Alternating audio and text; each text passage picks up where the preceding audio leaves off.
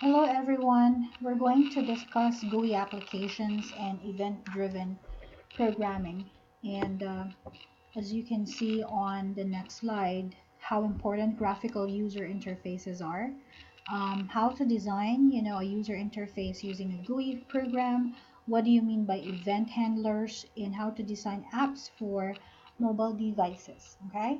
Moving forward, when we say GUI, this allows you to have an interaction with the operating system and other programs using graphical elements such as, those objects, those icons, and dialog boxes.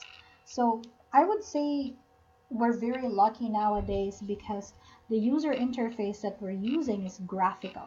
So it makes it a lot easier to navigate. As compared to the command line interface that we used like 20 years ago. Um, I would say GUI is better to understand.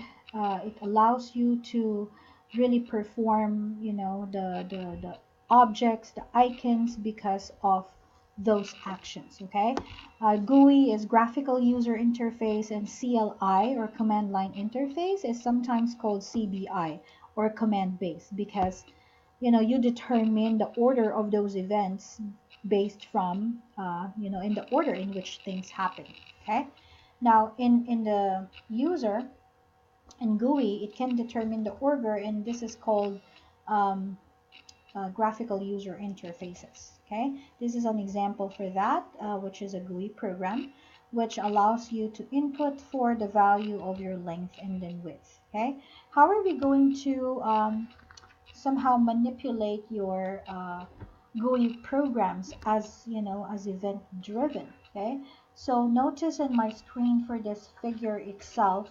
Okay, it shows an example of such diagram. Okay, it represents the window, so each of the box, it represents the window that is displayed by the program. Now if actions performed in one window can cause another window to open, then that arrow appears between the two windows in the diagram itself. Okay, so notice as well that an arrow points away from window 1 to window 2. Now that means that the action from or the action in window 1 can cause window 2 to open. Okay? So when there's a double-sided arrow or double-headed arrow between those two windows, just like so, then either window can open the other. Okay? So that's just, what the program is all about. So GUI development includes a couple of languages such as your C++, Visual Basic, C Sharp, and so on. So most IDE stands for Integrated Development Environment. They allow you, so nowadays they allow you to construct a um, program's window and its graphical elements visually without writing a single line of code. So this example here is Visual Studio. It allows you to create a GUI program using Visual Basic, C++, C Sharp, and other examples. So these are just the components that we use for most IDEs. And I'm going to show you some advantages of that using this illustration. Okay, so you have your text box in here. You also have your checkbox. Okay, you also have your radio buttons, or sometimes we call this one as option buttons.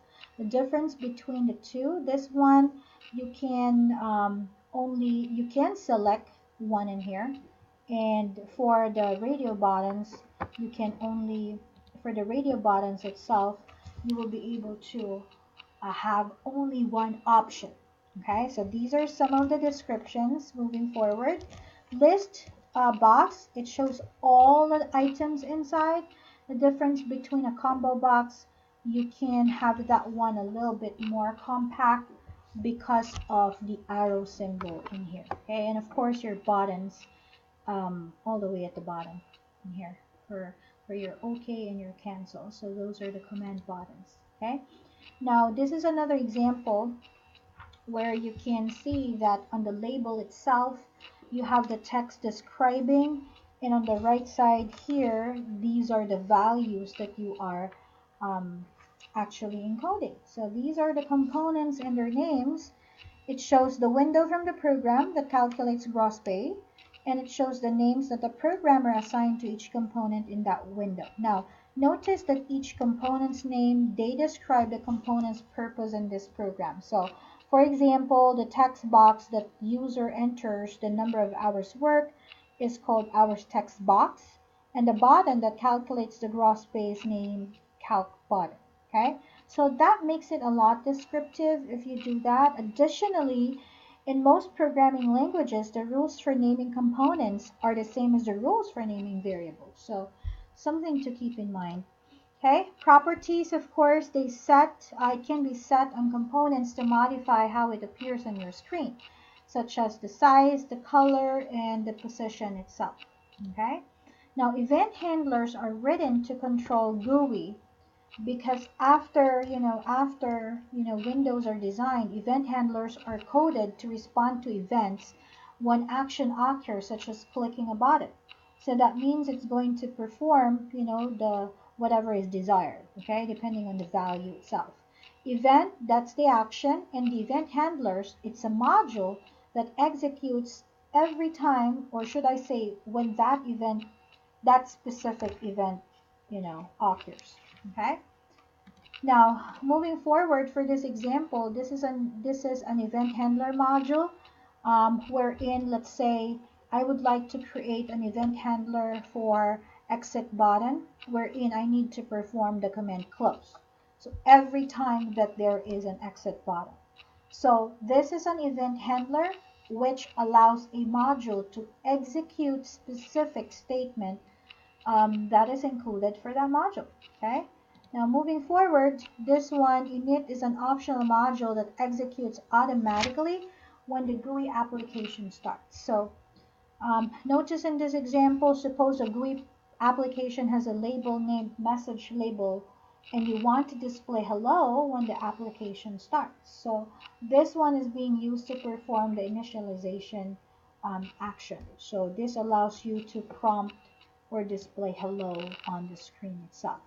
So how do you write event handlers? So this is a good side-by-side PowerPoint or screen that allows you to actually see how, let's say for example, calc button.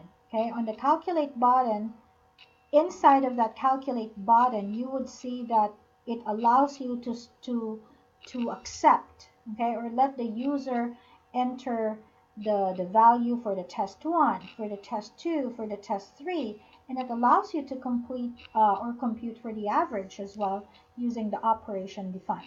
Okay, and at the very end, exit button click.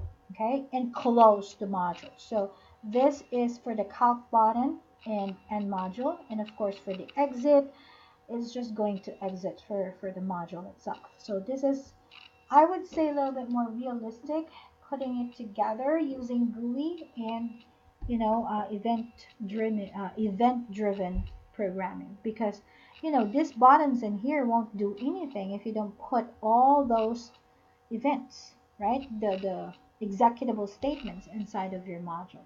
Okay, now how to, having a good app, how do you be able to graphically design it for mobile devices? Now, special consideration, if you're thinking about how to, somehow design it, make sure that, you're aware that um, you're using a smaller font for that. You need to organize and arrange components in a way that it is actually fitted on a smaller screen, and it will work well with touch screen, right? So less information at once because you don't want to overwhelm, the design itself.